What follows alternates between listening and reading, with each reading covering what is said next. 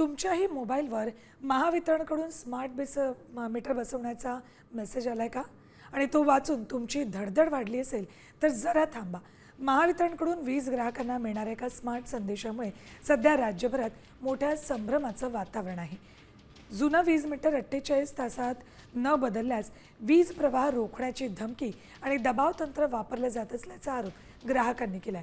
महावितरण या मीटरचे फायदे सांगत असलं तरी या सक्तीमुळे नागरिक मात्र चांगले संतापलेत.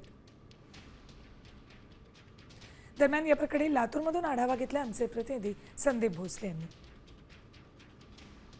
जुने वीज मीटर काढून तात्काळ नवीन डिजिटल वीज मीटर बसवण्यात यावं अशा प्रकारचे संदेश ग्राहकांना आले. त्यामुळे ग्राहकांमध्ये एकच प्रकारचा संभ्रम निर्माण झाला. मला हा काल मेसेज आलेला आहे आणि याच्यामध्ये 48 तासानंतर MSEB कडनं आपलं मीटर बदलण्यात येणार आहे आणि ही पूर्वसूचना आहे. आणि याच्यामध्ये स्मार्ट मीटरचे थोडक्यात फायदे पण सांगितलेले आहेत.